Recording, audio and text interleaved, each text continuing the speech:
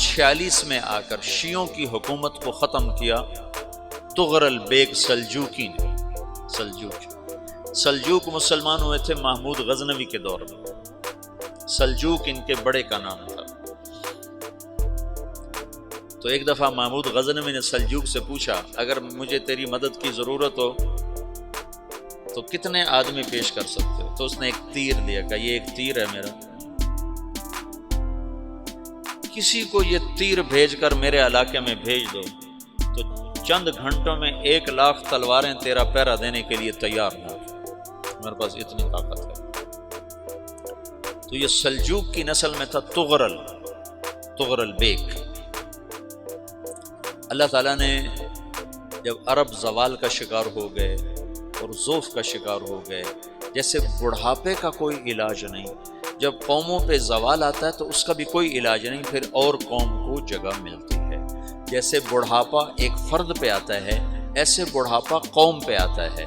قوم کا بڑھاپا جوانی میں نہیں لوٹ سکتا، جیسے فرد کا بڑھاپا جوانی کی طرف نہیں لوٹ سکتا، قوم کا بڑھاپا جوانی کی طرف نہیں لوٹ سکتا، کوئی علاج نہیں، نئی نسل کا آنا ہی علاج ہے۔ تو عرب دھل چکے تھے، 600 سال بہت ہوتے ہیں حکومت کو، اپنی صفات گم کر چکے تھے، اب نئے خون کی ضرورت تھی۔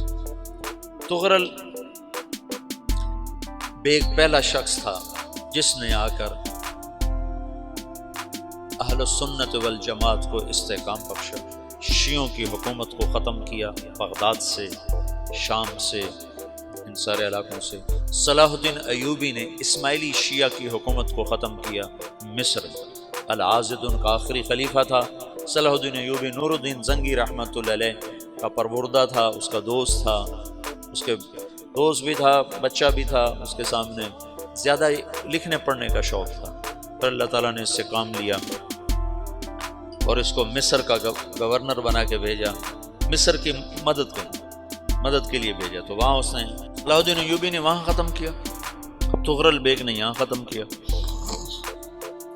تو پھر سلجوک جو تھے نا یہ اقتدار میں آئے، ادھر ختم ہو گئی سلطنت بنو عباس کی، مصر ایک چھوٹی سی ترکوں کی سلطنت۔ تو اللہ تعالیٰ پھر مرکزیت کے لیے ایک نظام چلا ہے، دو لشکر آپس میں لڑ رہے ہیں ایک میدان، ایک جنگلی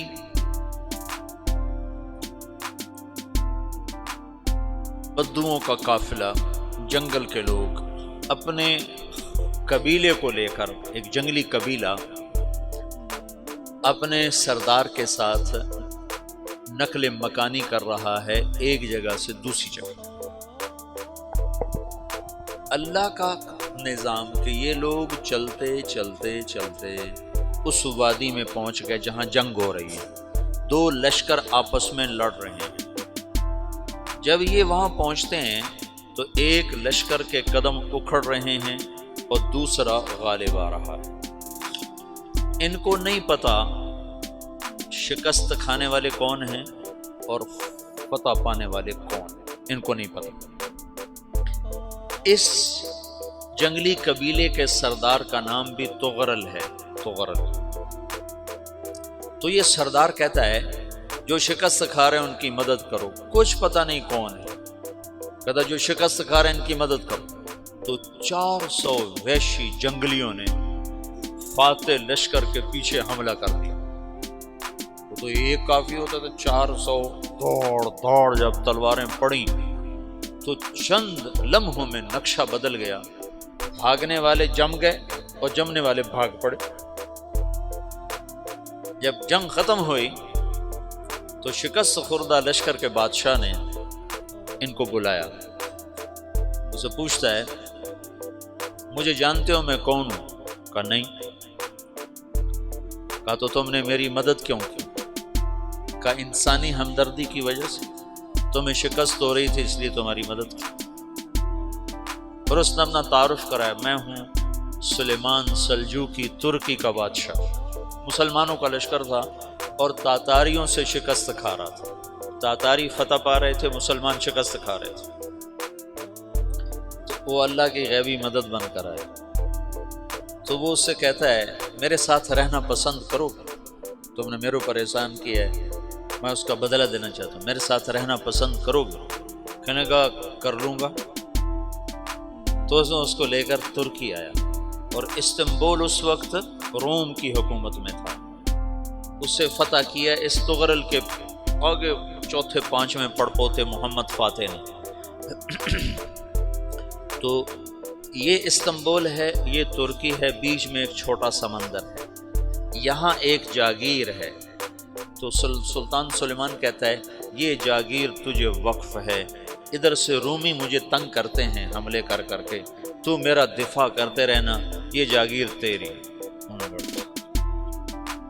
یہ اس جاگیر پہ اس نے اپنے قافلے کو آباد کر دیا، اپنے قبیلے کو، اور ایک چھوٹی سی حکومت بنا لی، جو ایک صوبہ سمجھو سلمان سلجوقی کا، وہ ایک چھوٹا سا صوبہ ہے۔ وہاں جب یہ رہ پڑا تو پھر یہ ایک شیخ کے بیت ہوتا ہے، وہاں شیخ طریقت ہے، ان کے یہ بیت ہونے جاتا ہے، وہ اس کو رات اپنے پاس ٹھہراتا ہے، تو ایک کمرے میں ان کا خادم ٹھہراتا ہے۔ یہ جب کمرے میں جاتا ہے تو سامنے دیوار میں طاقچے پر قرآن پڑا ہوا ہے، تو یہ تغرل بیگ کہتا ہے یہ کیا ہے، یہ کیا ہے؟ تو وہ خادم کہتا ہے یہ کتاب اللہ ہے، قرآن ہے۔ اچھا، وہ اس کو وہاں چھوڑ کے باہر چلا جاتا ہے۔ وہ دیہاتی آدمی، جنگل کا رہنے والا، پہلی دفعہ زندگی میں قرآن دیکھا، وہ کہتا ہے یہ قرآن ہے، اللہ کی کتاب ہے، میں اللہ کی کتاب کے سامنے سو جاؤں، کتنی بے ادبی ہے۔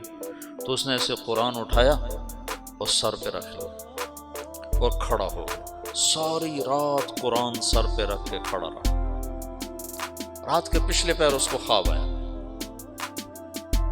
کھڑے کھڑے اس نے دیکھا کہ اس کی پشت سے ایک چاند نکلا اور شیخ کی بیٹی کے سینے میں جا کے اتر گیا۔ پھر اس لڑکی کے سینے سے ایک درخت نکلا جو پھیلتے پھیلتے پھیلتے 3 بر اعظم پہ چھا گیا، افریقہ پر، یورپ پر، ایشیا پر۔ پھر اس کی آنکھ کھل گئی، وہ کھڑا ہوا ہے، تو اس نے صبح یہ خواب اپنے شیخ کو سنایا، تو انہوں نے اپنی بیٹی اس کے نکاح میں دے دی۔ اس بیٹی سے ایک بچہ پیدا ہوا، تغرل بیگ نے اس کا نام رکھا عثمان، عثمانی ترک نام سنا ہوا، جو میں نے کل بتایا تھا کہ 1924 میں وہ خلافت ختم ہوئی۔ تو ایک بیٹا پیدا ہوا عثمان۔ عثمان نے پھر ایک نئی اسلامی حکومت کی بنیاد رکھی جو 1924 تک چلتی رہی، کوئی 800 سال یہ حکومت چلی۔ تو حکومت کا شیرازہ بکھرا، لیکن پھر جڑ جاتا تھا، اور وہ کرنے اول والا جوڑ کبھی نہ پیدا ہوا، ٹکڑے بن گئے۔ ان ٹکڑوں میں اللہ لوگ پیدا کرتا رہا جو دعوت دیتے رہے، دعوت زندہ رہی۔ جو تربیت کا نظام تصوف کے ساتھ تھا، اب وہ تبلیغ کے ساتھ۔